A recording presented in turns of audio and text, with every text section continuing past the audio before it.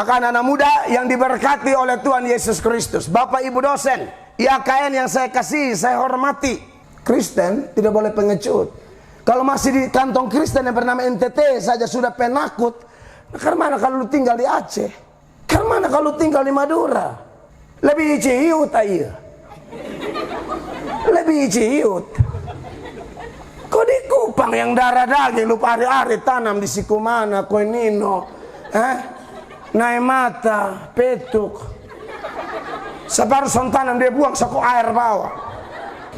Lalu ini yang 50 meter salib, 100 meter salib. Walau mulai Merdeka Pasca bikin salib di mana-mana.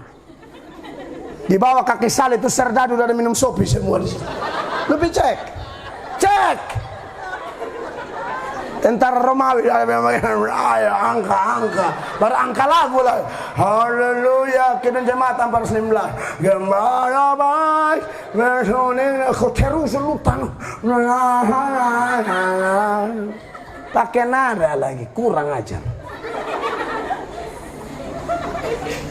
Sorry to say, ini fakta. Maka dari itu orang-orang muda yang sedang dipersiapkan Tuhan di IAKN ini, dengarkan bahwa ini adalah undangan dari Kristus untuk orang-orang Kristen siap memberi diri untuk kepentingan Allah. Amin.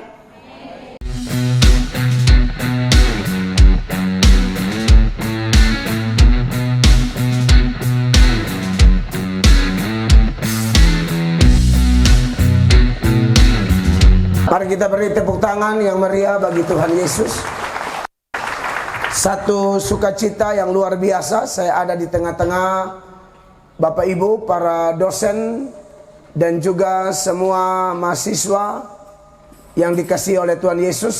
Secara jujur sudah sering dengar nama dari kampus ini, tapi baru pertama kali dapat kesempatan untuk bermitra dan menjadi saluran berkat juru bicara Tuhan untuk menyampaikan firman Tuhan dalam momen KPI menyambut Paskah di bawah tema yang luar biasa, yaitu Paskah Kebangkitan Tuhan Yesus memulihkan mental dan spiritualitas IAKN Kupang.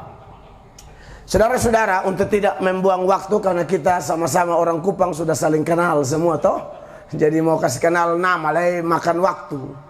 Ya, sebab kalau saudara kenal saya atau saudara kenal saya, dampaknya tidak terlalu besar. Yang paling penting kenal Tuhan. Amin. Karena firman Allah berkata, umatku binasa karena tidak mengenal Allah. Ada orang dia kenal semua, dia bilang saya dengan Pak Gub tuh dekat, sampai dia kasih gambaran.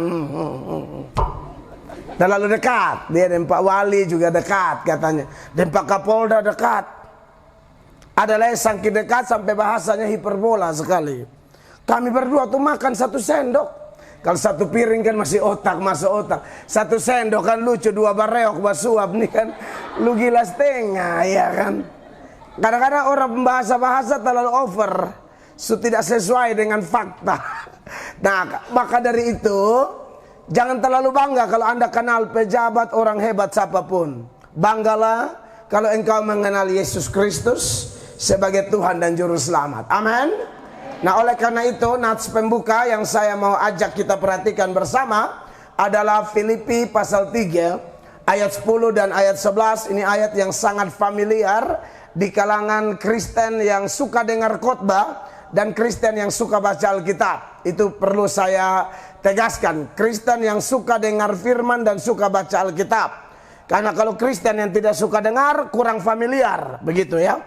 Saya ketemu orang Kristen, dia datang kepada saya, omong-omong dengan saya, lalu dia mau menggurui saya karena dia dengar sekitar 26 tahun lalu kan saya ambil keputusan bertobat.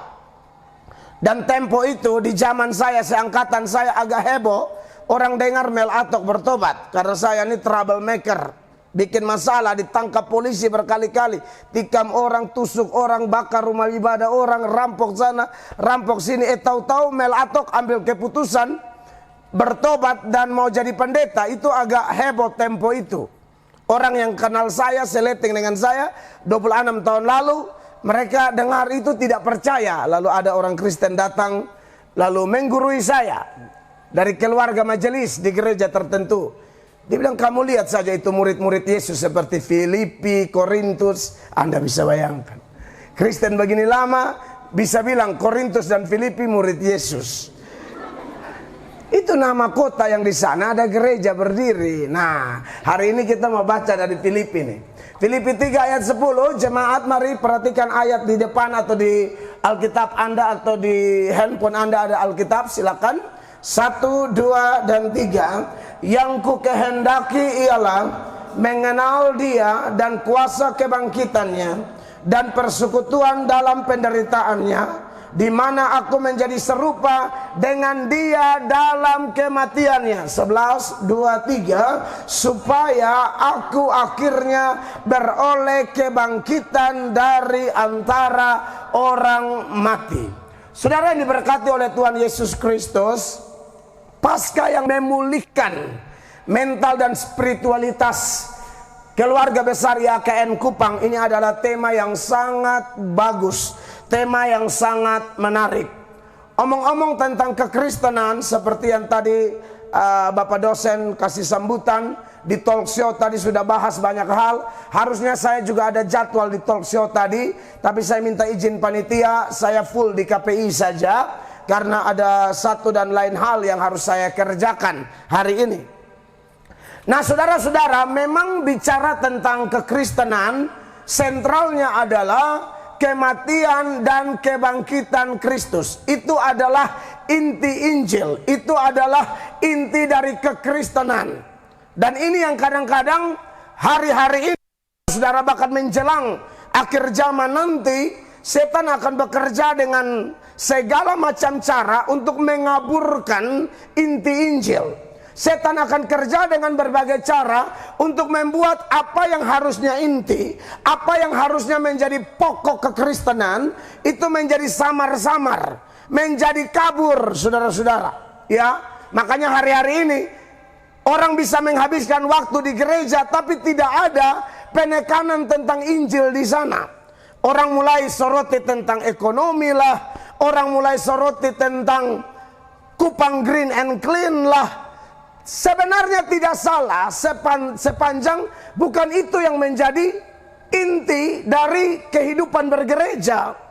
Kalau hanya Kupang Green and Clean, saya pikir Tuhan sudah cukup adil. Dia pakai pemerintah, ada dinas kebersihan. Kenapa lagi gereja harus sabotase tugasnya dinas kebersihan? Kadang-kadang di gereja firman kurang dijelaskan, lebih banyak bicara bagaimana ekonomi. Kan ada ekonom, ada akuntan. Pendeta hamba Tuhan kayak kami ini, sarjana teologi, master teologi, itu sarjana ketuhanan, master ketuhanan. Kami urus Injil, bukan yang lain-lain. Amin, kekasih Tuhan. Dan apalagi dalam konteks sekolah Kristen seperti kita. Dan memang dari dulu, saudara-saudara, setan bekerja sedemikian rupa untuk membuat orang ragu terhadap kebangkitan. Saudara masih ingat cerita Thomas ya? Thomas itu setelah kematian Yesus, lalu murid-murid lain dalam sebuah persekutuan di hari Minggu, mereka mendapatkan satu berkat besar, ya, bahwa dalam persekutuan itu Yesus hadir dan memberi damai sejahtera dan menunjukkan bekas lubang di tangan, di kaki, di lambung dan lain sebagainya. Thomas yang absen selama 2 minggu kemudian datang dan kawan-kawannya luar biasa. Saya anggap murid-murid yang lain itu murid-murid yang layak diteladani oleh orang Kristen zaman sekarang. Bahwa kalau ada orang jatuh, ada orang terhilang dan dia kembali, dia tidak boleh menjadi sasaran dari tindakan menghakimi, membabi buta yang sering dilakukan oleh orang-orang Kristen tertentu. Mereka tidak boleh dihakimi secara membabi buta. Itu terbukti dari Petrus dan kawan-kawan menyambut Thomas tanpa menghakimi dia, membuat dia semakin drop. Tidak. Tapi mereka kasih tahu dia, kita sudah ketemu Tuhan. Dia benar-benar sudah bangkit. Tapi Thomas yang adalah seorang skeptik, dia tidak mempercayai itu kekasih Allah. Tapi menurut saya, Orang seperti Thomas juga ada baiknya juga. Dia jujur apa adanya. Masalahnya saya tidak percaya. Saya kalau tidak percaya, saya tidak bisa acting seolah-olah saya percaya. Karena banyak orang di dalam gereja kekasih Allah sebenarnya bukan orang percaya, tapi actingnya seolah-olah dia percaya. Saya bisa buktikan dengan data. Ada orang yang kalau lihat fenomena gereja hari-hari ini, yang paling menarik adalah mereka lihat viral di mana, Doma Karubu di situ. Mereka rame-rame kayak semut. Bahasa Alkitab, mereka berbondong-bondong. Apalagi kalau pendetanya sudah mainnya mujizat. Aduh, itu lupica. Benar. Walaupun minta maaf ya, fakta sudah saya temui beberapa hari terakhir ini. Banyak orang telepon saya, beberapa pendeta viral di TikTok yang katanya mujizat, bohong. Tuh seorang pun telinga bukan sembuh, tambah tuli. Itu ada. Tapi yang begini-begini ini kayak magnet yang menyedot orang begitu banyak. Nah ini bukan barang baru. Dari dulu sudah begitu. Orang ikut Yesus berbondong-bondong. Banyak mujizat, salah satunya. Dia bikin mujizat, kasih makan 5.000 orang laki-laki. Belum tercatat perempuan dan anak-anak. Dengan 5 roti dan 2 ikan. Itu menyedot simpati begitu luar biasa. Dan kalau Anda baca versi Injil Yohanes, sepanjang Yohanes 6, itu bahas tentang orang-orang itu. Apakah mereka setia? No, itu orang-orang tidak percaya. Dari kulit luar mereka kelihatannya percaya, bergerak mencari, seperti yang Yohanes 6. Ini orang yang itu ya, 5 roti 2 ikan. Yohanes 6 ayat 24 dia bilang begini, saudara-saudara. Ketika orang banyak melihat bahwa Yesus tidak ada di situ dan murid-muridnya juga tidak, saudara lihat, ini bayar harga betul. Dulu belum ada Maxim, Grab, apa segala macam toh. Mereka naik ke perahu-perahu itu, lalu berangkat ke Kapernaum untuk mencari Yesus. Kalau berhenti di ayat ini, kita bisa simpulkan, waduh, kelihatannya bayar harga, rela mengorbankan tenaga waktu. Zona nyaman hanya untuk jumpa Yesus. Tapi ini belum selesai, Bapak Ibu terkasih. Nanti setelah mereka cari ketemu Yesus dan seterusnya, Yesus bilang begini di ayat 26. Sama-sama baca kalau Anda bisa melihat. 1, 2, 3. Yesus menjawab mereka, aku berkata kepadamu, sesungguhnya apa? Kamu mencari aku bukan karena kamu telah melihat tanda-tanda. Tanda-tanda yang dimaksud adalah tanda-tanda kemesiasan Kristus. Lalu yang mereka lihat apa? Melainkan karena kamu telah makan roti itu dan kamu kenyang. Ini motivasi cari roti. Jadi ke gereja, ke pelayanan bukan untuk urusan iman, bukan untuk urusan rohani tambah kuat, rohani tambah bertumbuh. No, hanya urusan perut. Ini yang Paulus larang keras kepada jemaat di Roma. Hati-hati kalau ada level, misalnya Kristen yang sudah level pemimpin, level guru, dan dia hari-hari hanya omong khotbah-khotbah yang muluk-muluk, yang tidak substansial. Paulus bilang hati-hati, itu pemecah belah dalam gereja. Dan mereka tidak melayani Kristus. Siapa yang mereka layani? Perut mereka.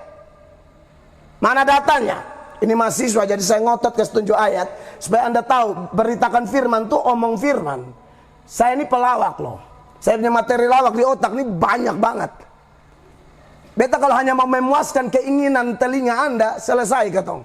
Ya artinya bukan hilang sama sekali, sepanjang pas-pas masih boleh lah.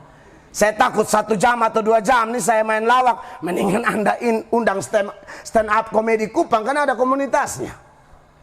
Beta harus beritakan Injil buat adik-adik terkasih, karena Anda ini calon-calon pemimpin bangsa, amin. Itu wajah-wajah, beta lihat beberapa calon camat di sini. Nona-nona yang kau tahu, beta lihat beberapa calon istri Pol PP ya. Amin lagi ya kan?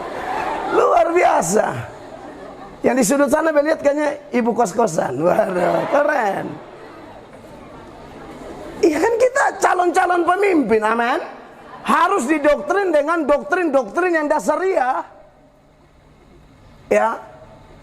Kritikan Paulus kepada para penyesat yang mau merusak beberapa gereja, salah satunya di gereja Roma. Dalam Roma 16 ayat 16 dan 17. Ayat 16 dia bilang begini, ya, bersalam-salamlah kamu dengan cium kudus, salam kepada semua dari semua kamu dari semua jemaat Kristus. 17, jemaat baca sama-sama, 2, 3. Tetapi aku menasihatkan kamu saudara-saudara, supaya kamu apa?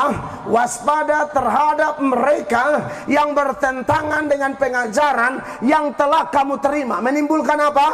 Perbedaan dan godaan. Sebab itu hindarilah mereka. Siapa mereka? Lebih jelas deskripsinya di ayat 18, 2, 3. Sebab orang-orang demikian tidak melayani siapa? Tidak melayani Kristus Tuhan kita, tapi melayani perut mereka sendiri.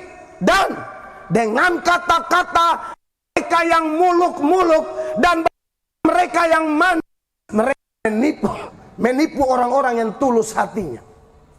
Salah satu ciri penyesat yang tidak menjunjung tinggi doktrin Kristus yang sejati adalah khotbah manis-manis terus. Itu ada di ayat senada ini, saya hafal semua nih. Kalau saya mau kasih muncul banyak. Selalu yang manis-manis. Dan jemaat penikmat khotbah manis, Anda harus sadar ini, bahwa Anda juga menjadi alat setan mencetak pendeta-pendeta palsu. Ulang. Anda yang adalah penikmat khotbah-khotbah manis, khotbah yang bikin enak telinga, tidak perlu firman. Ya, ini kan pasti ada budgetnya, ada energi, bikin panggung, apa segala. Masa kita cuma nabur segala sesuatu, baru hanya dengar dongeng. Kan kasihan.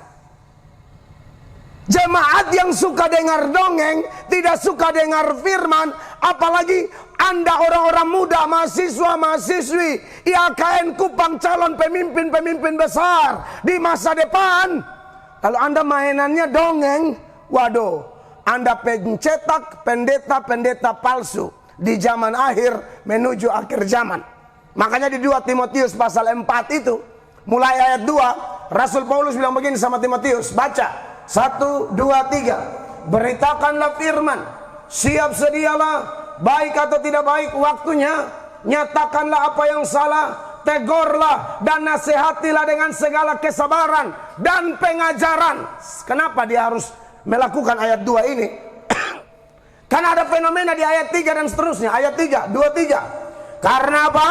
Akan datang waktunya orang tidak dapat lagi menerima ajaran sehat, tetapi mereka akan mengumpulkan guru-guru kehendaknya untuk memuaskan keinginan telinganya. Lalu ayatnya yang keempat, 2, 3. Mereka akan memalingkan telinganya dari kebenaran dan membukanya bagi dongeng. Maka anak-anak muda yang diberkati oleh Tuhan Yesus Kristus, Bapak Ibu dosen, IAKN yang saya kasih, saya hormati, maulah, rindulah mendengar khotbah-khotbah yang betul isinya tuh daging semua.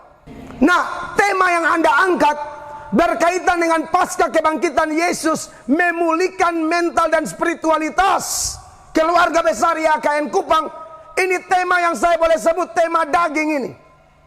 Ini kalau jenis steak, ini steak Oimova. Karena ada steak Texas, ada New York. Ini yang sapi Oimova punya. Iya kan, ketemu sapi juga bagus sebenarnya. Ini steak Oimova steak. Kolbano steak. Dan Amabi Amfeto steak. Oh, bisa saja, kenapa tidak? Jemaat terkasih, jadi memang ini yang paling diserang oleh setan. Hari-hari ini setan paling serang ini. Setan paling menyerang doktrin-doktrin mendasar, ya. Dengan munculnya orang-orang seperti yang hari-hari ini viral di YouTube. Ada yang mantan Kristen, ada yang memang tidak pernah jadi Kristen, tapi sangat niat belajar Alkitab dengan tujuan mencari-cari hal yang mereka anggap sebuah kesalahan yang ada di Alkitab. Lalu mereka menjadi orang-orang yang strawman falasi, ya kan? Mereka ciptakan doktrin sendiri, serang itu doktrin sendiri, seolah-olah itu doktrin kita. Padahal tidak ada begitu di dalam kita. Ya, Zakir Naik, Donditan kalau jadi mungkin debat dengan saya.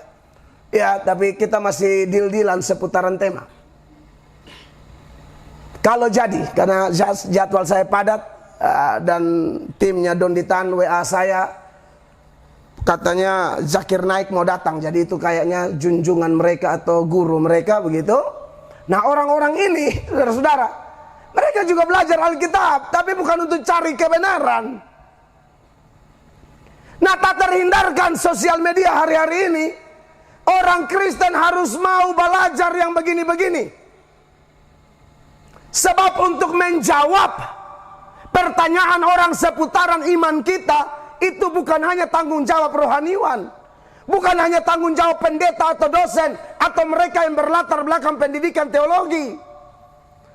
Tapi mandat apologia, mandat untuk berapologetika, itu adalah mandat bagi seluruh orang Kristen. Ada yang bersifat ofensif, ada yang bersifat defensif.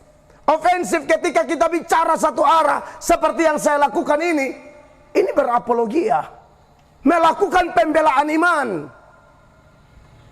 Tapi ada saat di mana orang bertanya, adik-adik, Anda memang mungkin bukan sekolah teologi murni kan, seperti yang Unkris atau apa toh, tapi kita kan pasang label Kristen. 1 Petrus 3 ayat 15 itu rumus. Saya perlu jelaskan antara rumus bukan rumus dalam Alkitab kita ya. Kitab suci kita tuh kan ada yang bersifat deskriptif, ada yang bersifat didaktis. Deskriptif adalah bagian-bagian kitab suci yang hanya menggambarkan peristiwa pada waktu itu dan tidak boleh dipaksakan jadi rumus. Contoh, Yesus jalan di atas air, itu ada di ayat atau tidak? Ada atau tidak? Jangan ikut. Saudara jangan jalan di air, siapa yang suruh? Kalau mau pulang rote, yang dari rote coba angkat tangan. Coba angkat tangan. Tetap naik ferry. Yang lupi di bolok situ berbilang, awi Tuhan ini sebagaimana Tuhan jalan di atas air. De hamba ini orang Kristen dari kandungan ini. De Tuhan jalan, de hamba juga jalan. Hello. Di daerah bolok tuh banyak buaya ya. Takutnya buaya baku rampas pikir hadiah Paskah. Jadi Yesus benar, ada toh Yesus jalan di atas air toh? Itu deskriptif. Nggak usah dipakai data itu jadi rumus. Kecuali ada perkara istimewa loh ya, dan ini istimewa saya sebut. Tuhan tiba-tiba bicara ke seseorang ya, why not? Itu prerogatif Tuhan gitu.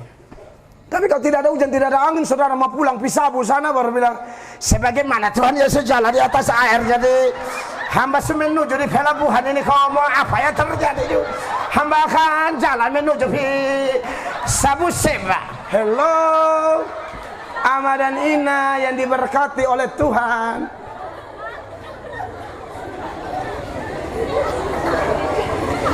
Nangkap ya? Di Alkitab, Yesus puasa 40 hari 40 malam. Amin. Dan di Alkitab hanya ada data 3 orang. Yesus, Elia, Musa. Puasa biasa itu ada. 40 hari tidak wajib.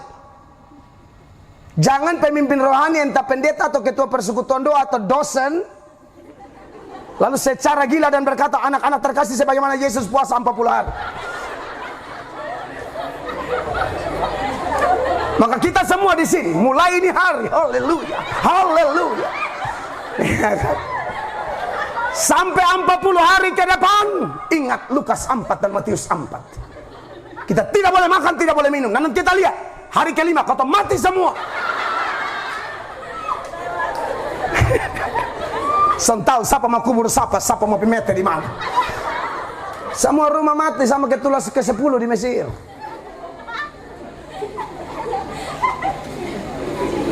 Di Alkitab Yesus tidak nikah, amin. Ini dong paling mengerti. Kalau sampai di sini, oh baru tahu kebenaran. Itu juga bukan rumus. Jadi jangan terlalu polos. Orang WA selalu mau delu susah tuh iman lah, gagah, manis, cantik, tampan, tinggi, tinggi sampai tembus ini.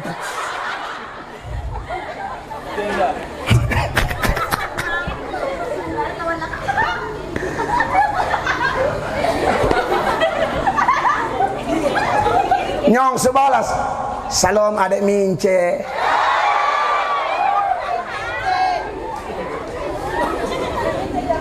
Adek mince bukan jual mahal, balas pakai bahasa Inggris. What happened? Padahal adek mince hanya tahu itu saja ya.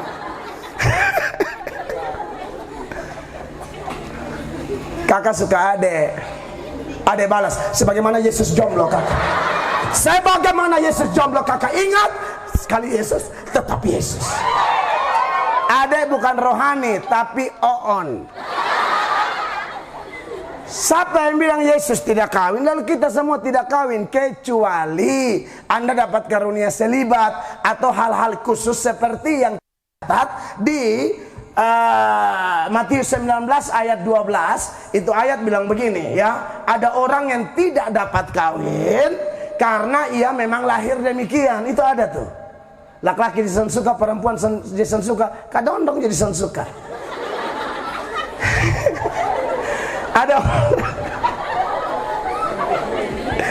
Ada orang yang tidak dapat kawin karena ia memang lahir demikian dari rahim ibunya, dan ada orang yang dijadikan demikian oleh orang lain ya. Saya bisa eksposisi ini panjang lebar, tapi ini hanya data pembanding ya, bukan ini target saya. Dan ada orang yang membuat dirinya demikian karena kemauannya sendiri, oleh karena kerajaan surga. Siapa yang dapat mengerti, hendaklah ia mengerti. Nah, kalau Anda dapat keistimewaan begini, apa boleh buat. Tapi sepanjang ada rasa, tak usah bilang Yesus kawin, jadi saya tidak kawin. Bilang, kakak banyak berdoa sah. Kalau memang cocok nih, ketemu orang tua di nunu nama. Karena ini nona dari CI. Ada kau dari nunu namat di sini. Asli maju konten selfie.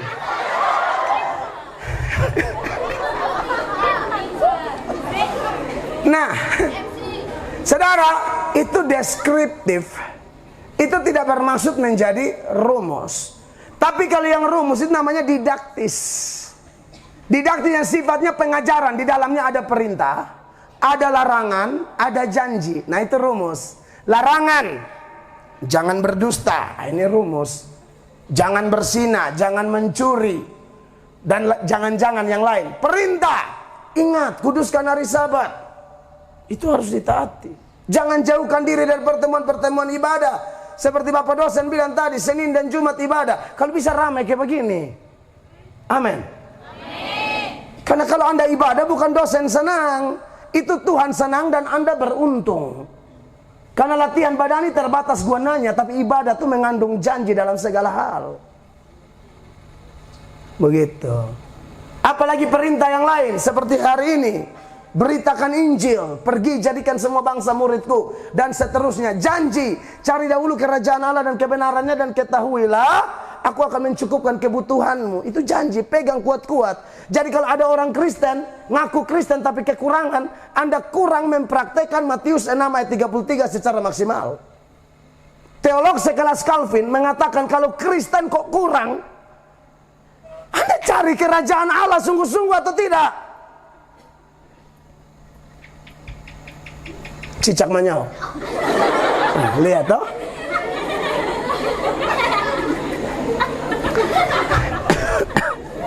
Jadi orang muda yang diberkati Tuhan, kayak kami menginjil, Tuhan Yesus pergi dan seterusnya. Ketahuilah, aku menyertai kamu senantiasa sampai kesudahan zaman. Saya percaya itu.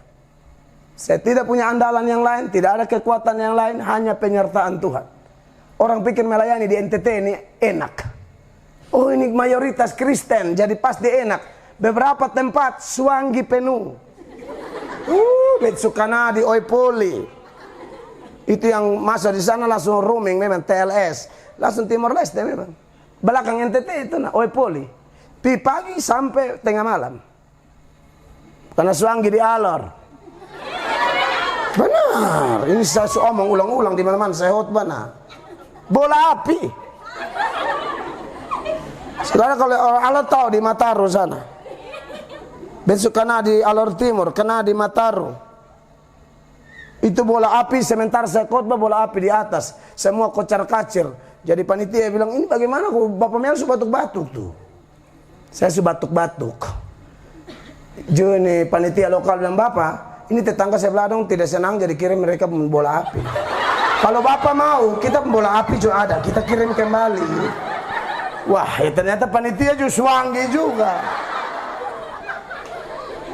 Nah kalau Anda tidak percaya kepada rumus yang adalah janji istimewa itu, bahwa dia menyertai kita, penginjilnya cemen-cemen, patah semangat, panau, dan tidak percaya dan tidak bersandar penuh kepada Kristus, mau jadi apa di dunia?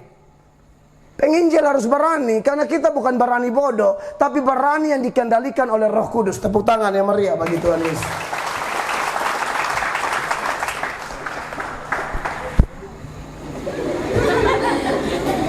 Nah, saudara yang diberkati Tuhan, dosen mahasiswa yang dikasihi Yesus. Jadi 1 Petrus 3 ayat 15, ini salah satu rumus.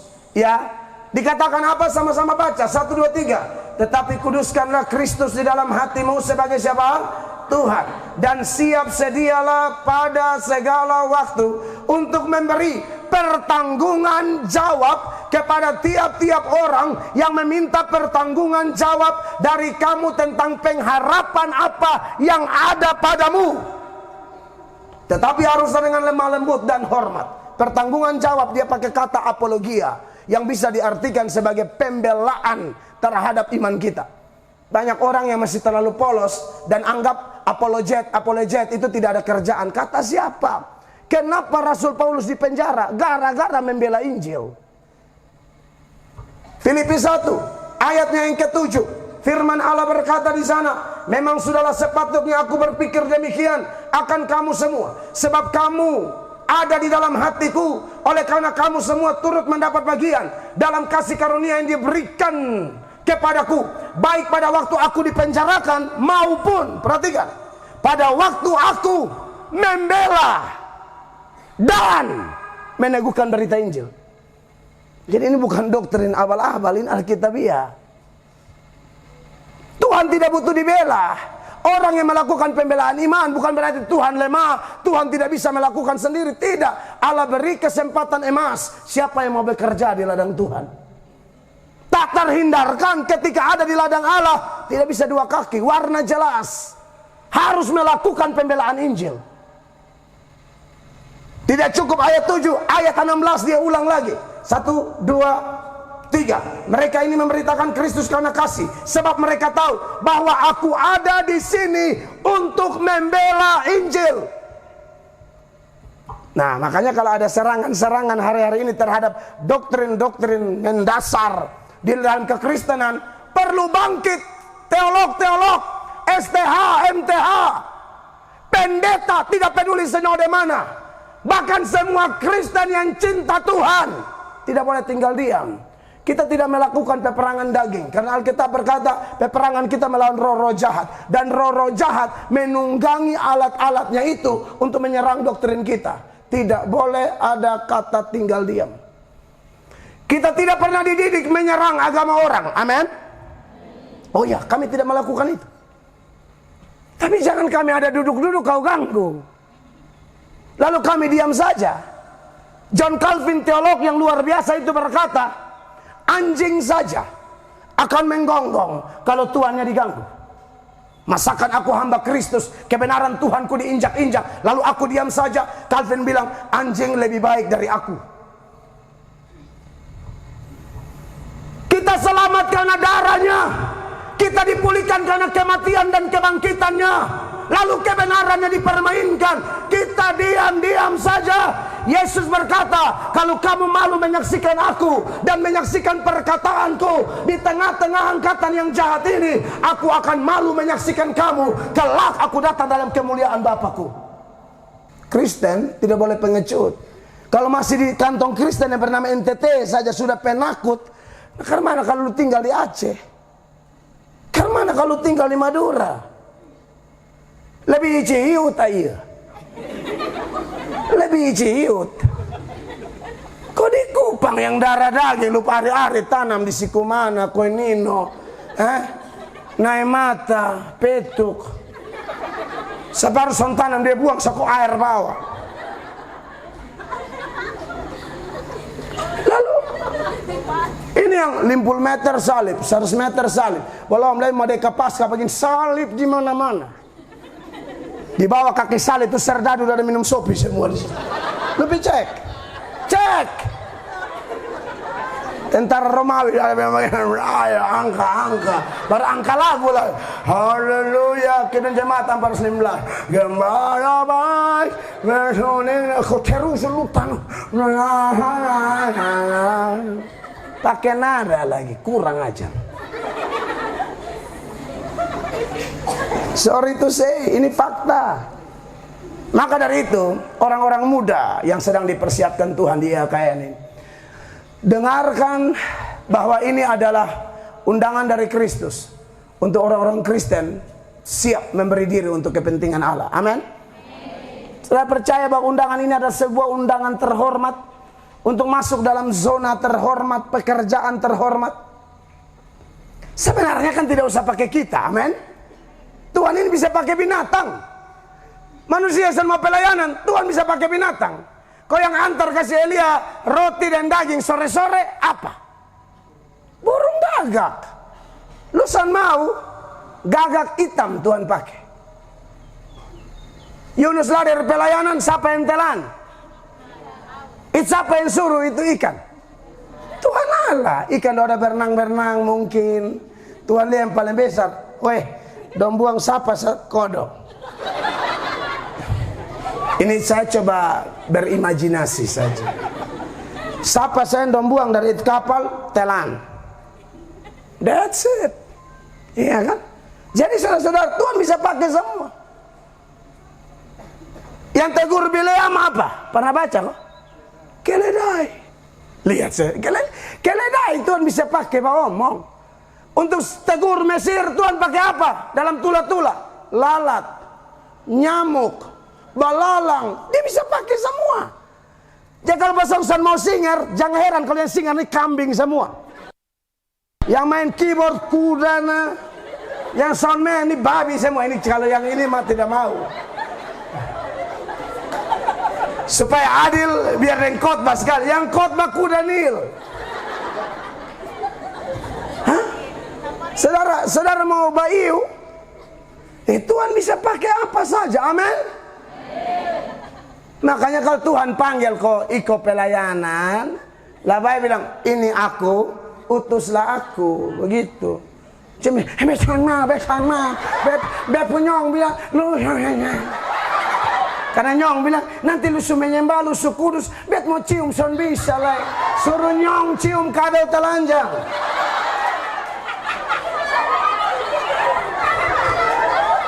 Nyong bis. Orang mau pelayanan di mana dulu. Hoi setan.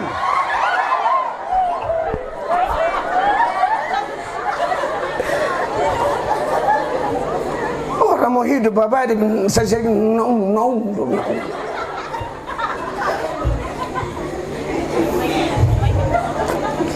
Saudara. Iya, jadi ini undangan terhormat, aman? Tuhan bisa pakai apapun, bahkan sebenarnya cukup pakai malaikat selesai. Waktu hari Natal pengkhotbahnya siapa? Malaikat. Hari ini telah lahir bagimu juru selamat dan seterusnya. Itu malaikat yang khotbah. Waktu pasca Yesus bangkit yang khotbah siapa? Apabila dia telah bangkit menunggu kamu di Galilea, malaikat. Arti Bapak Ibu dosen, dan saya. Kita ini tidak penting. Allah bisa pakai malaikat. Yang jadi rektor malaikat, yang jadi dosen malaikat, yang mahasiswa tetap anak-anak timur. Yes, supaya dong tahu takut sedikit. Nah kalau pun rektor malaikat, lu berani bolos, lu mau sembunyi di mana? Hah? Di rumah sakit jiwa situ. Dia tinggal terbang, kau lihat selalu. Nah malaikat pun tinggi besar ini. Daniel lihat malaikat tersungkur, Yohanes lihat malaikat tersungkur, gembala-gembala lihat malaikat ketakutan. Karena itu figur bersayap, cahaya. Syukur-syukur kalau yang khotbah ini masih batik orange. Kalau malaikat yang khotbah di sini pas ada mama yang gila kok duduk main handphone kok garu-garu kaskaduk, lu mati. Kan ada orang yang ada khotbah dia ada garu. Makanya pi kampus mandi. Ini hanya totok air bertotok mata, ceng.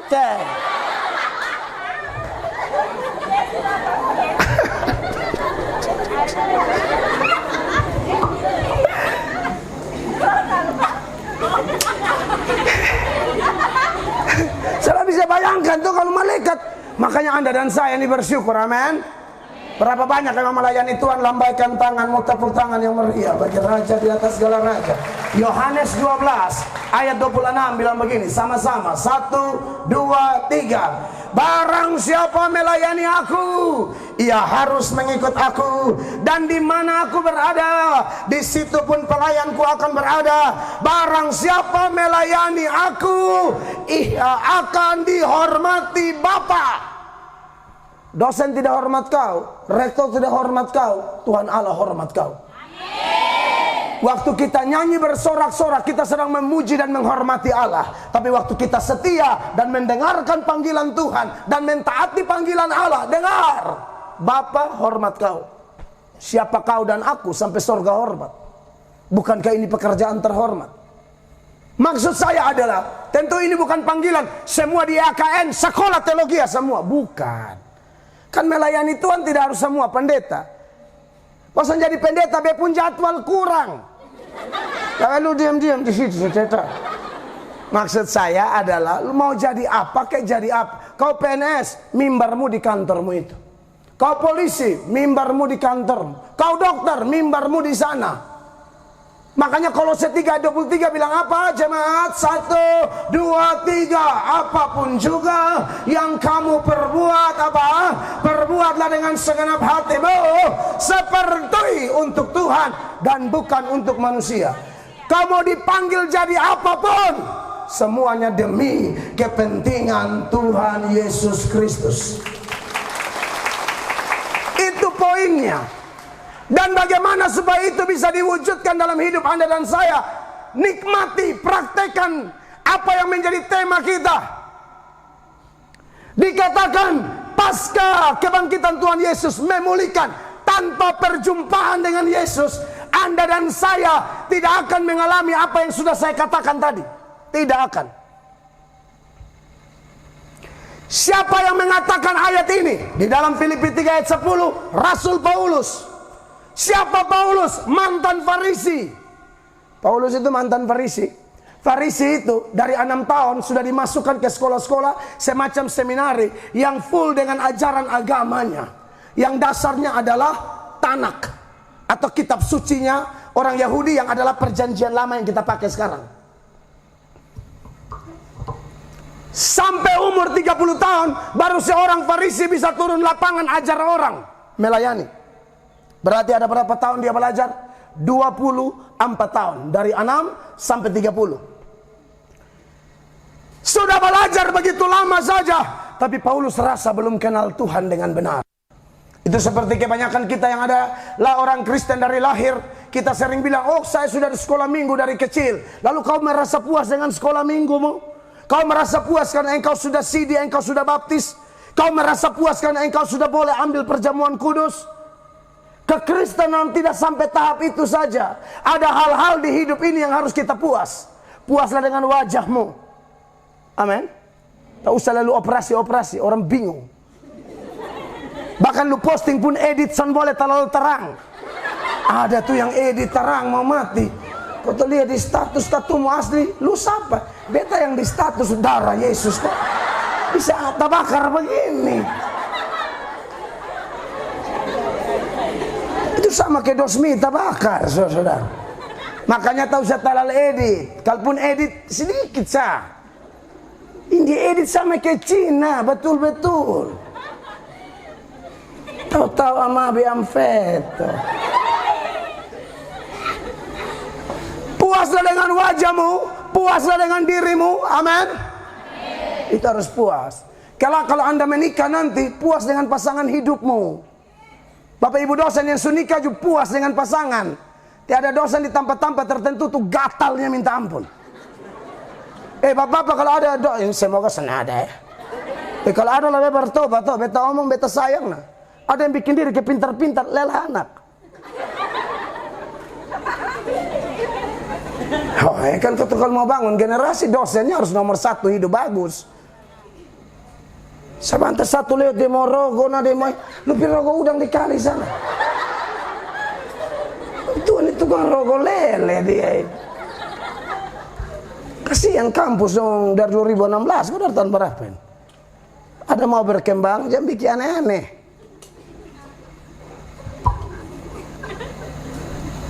Ada lagi kalau ibu-ibu yang kena cubit, dia juga senang ibu membuntian satu. Orang cubit nah lu begini, no, itu minimal.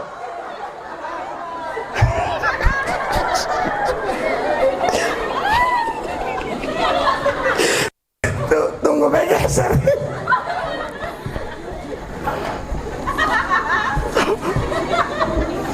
Orang cubit itu orang persekutuan keren. Orang berani setir dan hancurkan segala kuasa-kuasa gelap. Begitu dong, keren itu. Ini ibu orang pegang ibu sudah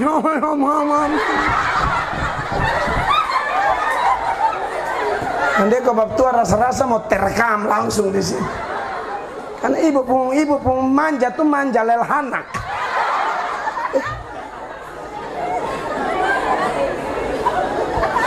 Karena ada orang yang ke orang pegang dia marah, tapi ada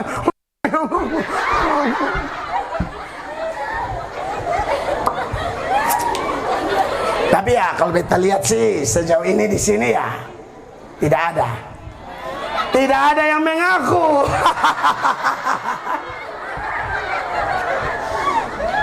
Tidak ada betul tapi kalau ada bertobat sudah. Dosen itu orang tuanya anak-anak, amin. Orang tua harus jadi teladan, jangan tebar pesona. Ada bapak-bapak yang hobi kecil-kecil mata, kecil-kecil mata, lihat hari mulai kecil ke Korea.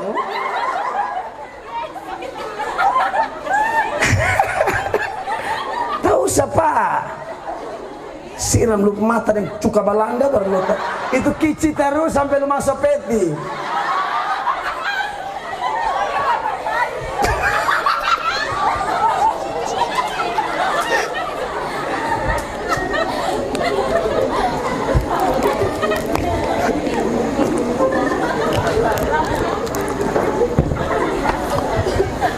Susah juga. Yang omong ini Paulus. Belajar Alkitab dari 6 tahun sampai 30 tahun, 24 tahun tetap belum bisa mengenal Allah dengan benar. Jadi jangan pernah menyombongkan apapun. Ingat, hal-hal lahiriah kita harus puas, tapi untuk kerohanian tidak ada kata puas. Saya tidak tahu anak-anak muda, engkau sekolah di sekolah Kristen, bagaimana jam doamu? Bagaimana jammu baca Alkitab? Saya tidak tahu. Padahal Yesusmu dan Yesusku berkata, kamu dan saya tidak hidup dari roti saja, tapi dari firman Allah. Berapa hari? Dalam satu hari 24 jam kau tidak baca Alkitab. Baca Alkitab son pernah, wih TikTok. Apa lagi? Apa?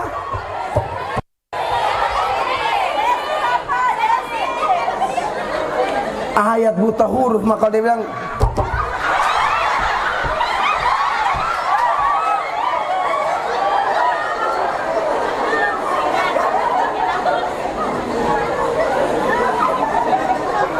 kita kadang-kadang lihat BCD ini di sepuku-puku tangan kau bikin begini-begini, baca Alkitab kau belum. Ayat tidak hafal, ada level majelis tapi tidak tahu baca Alkitab. Kalau pimpin ibadah dia pimpin lah dia mulu babo sopi lagi. Baru khotbah mulai harba biru langkah mulai saudara-saudara kita bersyukur kepada Tuhan bahwa hari ini kita akan melihat di dalam kitab Yohanes pasal 4. Padahal Alkitab itu Yohanes, dia baca di Yohanes. Sampai jemaah bilang, Pak, Yohanes buka kios di cabang. Tapi buka dia bikin apa? Kacau betul.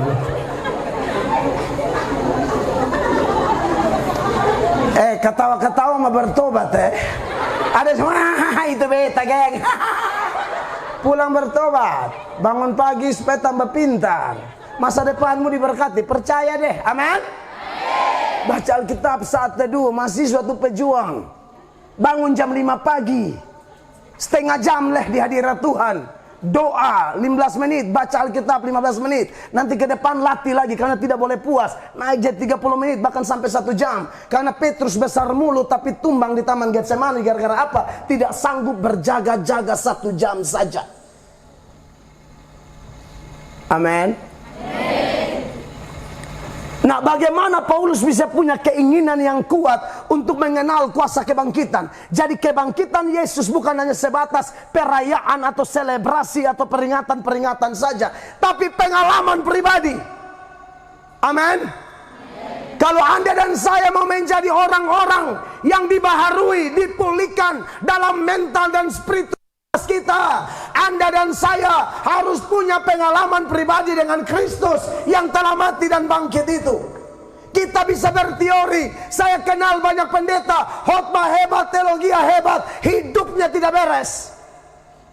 Kenapa? Hanya mencintai Tuhan secara intelek, bukan dengan totalitas hidup. Kasih Tuhan itu dengan segenap hidup. Bukan hanya pintar di otak, oh hafal ayat, hafal Yunani, Ibrani, bla bla bla bla. Tuhan mau lebih daripada itu. Amin, orang-orang muda.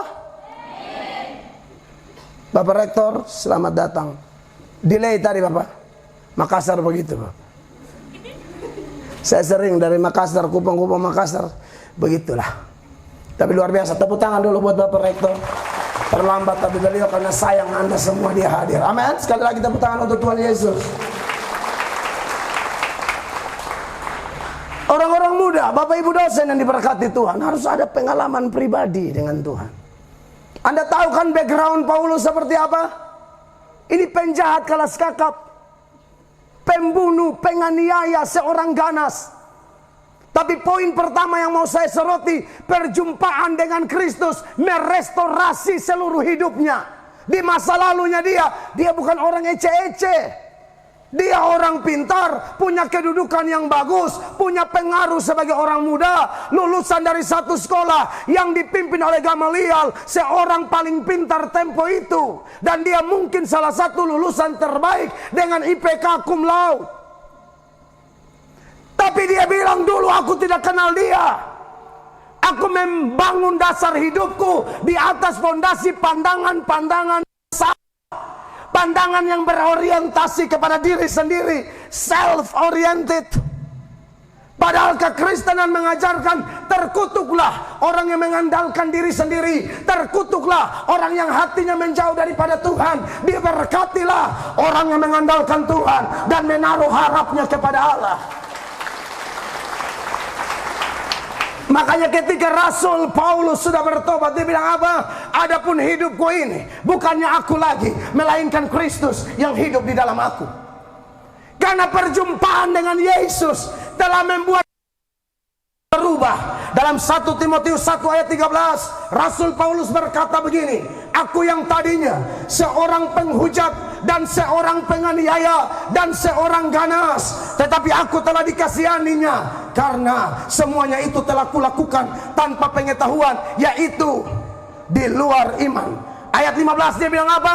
Perkataan ini benar dan patut diterima sepenuhnya. Kristus Yesus datang ke dunia untuk menyelamatkan orang berdosa, dan di antara mereka Paulus bilang, akulah yang paling berdosa. Anda lihat ini. Dulu sebelum jumpa Yesus sok benar, sok suci, jumpa Yesus dia tahu apa adanya dirinya di hadapan Allah. Betapa sucinya dia dan betapa berdosanya aku. Tapi yang berdosa ini ketika tinggal dalam Sang Suci, oh haleluya, hidupnya menjadi baru. Makanya di Filipi 3 ayat yang ke-7 jemaat baca 1, 2, 3. Tetapi apa yang dahulu merupakan keuntungan bagiku, sekarang kuanggap rugi karena siapa? Karena Kristus. 8, 2, 3. Malahan segala sesuatu kuanggap rugi karena pengenalan akan Kristus Yesus Tuhanku lebih mulia daripada semuanya. Oleh karena dialah aku telah melepaskan semuanya itu dan menganggapnya sampah, supaya aku memperoleh Kristus. Makanya dia bilang setelah mengalami restorasi ini, mengalami hidup baru, dia bilang apa? Yang ku kehendaki ialah mengenal dia dan kuasa kebangkitannya. Saudara-saudaraku, tanpa mengalami pertobatan sejati seperti ini, perjumpaan dengan Yesus, kita hanya menjadi Kristen-Kristen KTP, Kristen-Kristen keturunan, Kristen-Kristen kantong Kristen doang, tanpa pertobatan. Bahaya. Saya lahir di sini, hari-hari saya ditanam di sini, papa mama saya Kristen, tapi saya badungnya minta ampun, nakalnya minta ampun. Masuk keluar tahanan. Dari SMP Pos Kupang pertama kali muncul, beta pemuka besar di Pos Kupang. Benar, tahun 95. Itu lu masih baingos zaman itu. Hela mas lambang naik. Naik. Saudara kakak pendeta ini subadung dari dulu. Tikam orang, rampok orang, pancuri orang, purumah. Sekali BKKR di satu lokasi, habis KKR satu ibu bilang, Bapak bisa izin bawa omong. Kok kenapa ibu? Bapak marah. Oh tidak Pak. Dulu Bapak ayam hilang, Pak ayam ame. Ya sudah. Dia ayam hilang, ayam burik. Oh parah saudara, orang sepeda ketua ame ban otot tuh doma angka ampa buka. Benar. Jemuran-jemuran yang jumur lebar dari jam 10 amal ibadah. Beta akan bantu angka, setrika, simpan di lemari saya. Ya dulu kalau pakai jeans, sepatu baru, pancuri semua. Kalau yang ini susondel aja, saudara pemata kecuriga sekali.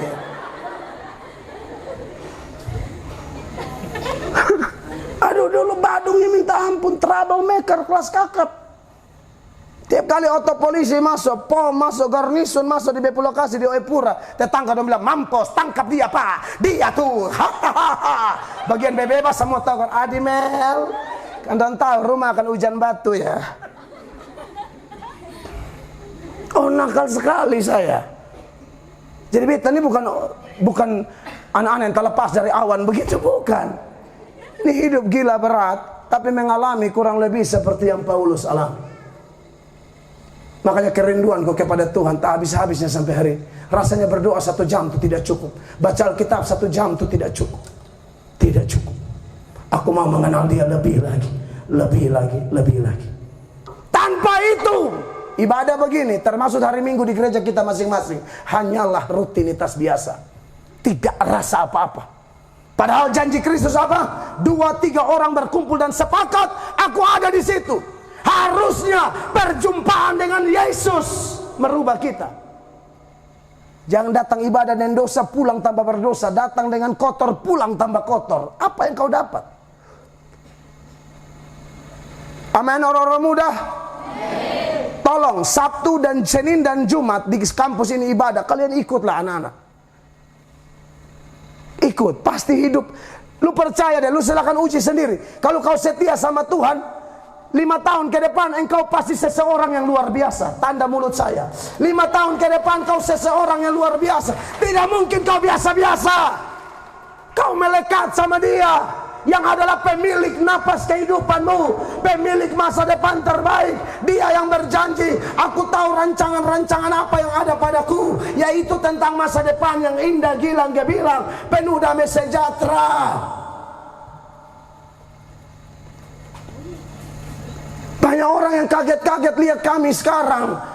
Mereka tanya, solusinya apa ya nempel sama dia? Lu mau nempel sama siapa?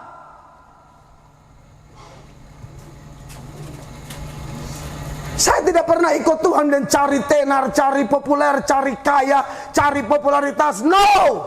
Tapi ternyata itu dia sediakan juga. Apa yang tidak pernah aku pikirkan, apa yang tidak pernah didengar oleh telingaku, apa yang tidak pernah timbul dalam hatiku, apa yang tidak pernah dilihat oleh mataku, itu yang disiapkan Allah bagi orang yang mengasihi Dia. Pertama-tama kepastian keselamatan. Yang lain mah bonus kecil. Kalau engkau cinta Tuhan, mana ada main-main adik-adik. Terima Yesus. Jangan puas karena kau lahir dari keluarga Kristen. Paulus juga lahir dari keluarga bertuhan, Yahudi asli. Tapi Anda lihat dia tidak kenal Tuhan, tapi setelah jumpa Yesus luar biasa. Amin. Dan yang berikut, orang kalau sudah jumpa Yesus tidak stucken. Stucken yang dulu ya. Tidak stuck. Tidak jalan di tempat, apalagi mundur. Itu yang saya bilang tadi, untuk rohani tidak boleh puas. Makanya setelah itu ayat 12 dia bilang begini, sama-sama baca. 1, 2, 3. Bukan seolah-olah aku telah memperoleh hal ini atau telah sempurna, melainkan apa? Aku mengejarnya. Haleluya. Kalau aku dapat juga menangkapnya, karena aku pun telah ditangkap oleh Kristus Yesus. Kristus ada yang bilang kata puas. Oh, saya paling tidak. Hukum padi saya makin berlaku. Dia tambah rohani tambah tunduk, tambah rohani tambah tunduk. Tapi justru itu yang Tuhan promosi gila-gilaan.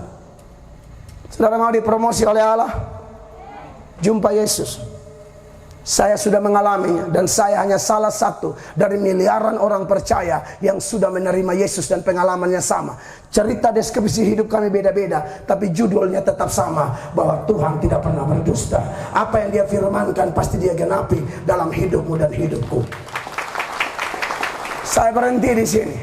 Saya rindu Anda mengalami Kristus, orang-orang muda, karena Anda calon-calon pemimpin bangsa.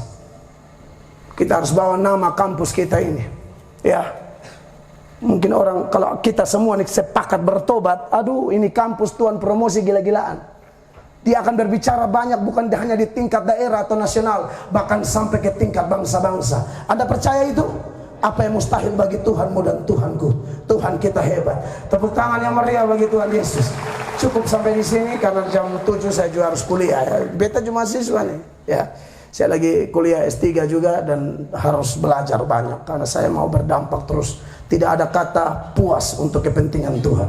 Mari kita berdiri bersama-sama. Haleluya, haleluya, haleluya.